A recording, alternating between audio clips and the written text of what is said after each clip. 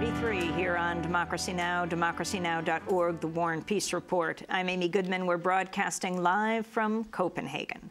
The World Meteorological Organization announced today that 2009 will likely be the 5th warmest on record, and the first decade of this century, the hottest since records began.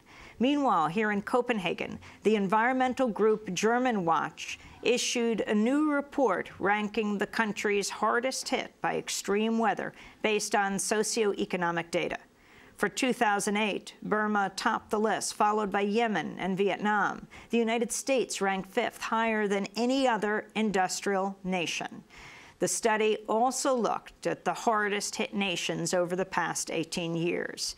Democracy Now! Producer Mike Burke spoke with Christoph Balz, political director of Germanwatch. First of all, looked at the last year. This is the last year where we have good data at the moment is the year 2008, and Burma or Myanmar, Yemen and Vietnam were the 3 countries which were most affected in 2008. But then we also have looked to the period from 1990 to 2008, so from the first IPCC report until today. And there it's Bangladesh, Myanmar and Honduras, which were the first 3 countries. And of course this is much more worth to see is this period of 18 years than just 1 year, where there is a lot of accidental data for this 1 year in the data here. And where does the United States stand on this index? The United States is one of the most affected industrialized countries. There are 2 reasons for this, because of the costs. If there is a hurricane in the US, that there are very high costs for this, but also, and this is very interesting, that there are a lot of people dying there, and these are again the most vulnerable people, the most poor people in the regions affected mainly by hurricanes. So this is really an indication that we have the same also in Europe. In the big heat wave 2003, where more than 70,000 people died in Europe because of this, and also there it were the most vulnerable people, the most poor people, old people who died there. And so we see the same trend as we see in the global picture, that the poorest and most vulnerable people, of course, are the most affected people, also in the rich countries.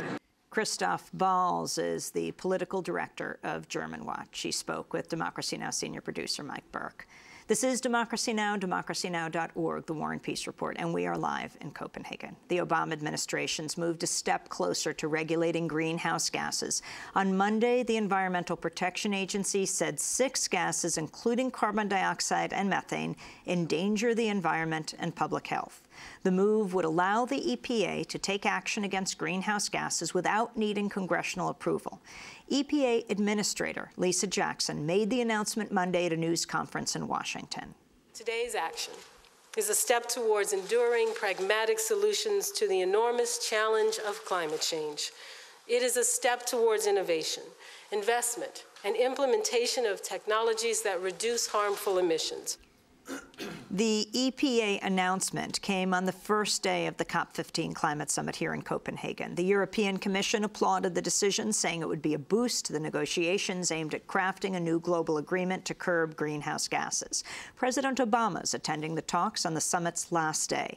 He's expected to commit the U.S. to an emissions cut of 17% by 2020, compared to 2005 levels. That falls far short of the cuts recommended by the world's top scientific body on global warming, the UN Intergovernmental Panel on Climate Change. They've called on developed countries to cut emissions by between 25 to 40% of 1990 levels.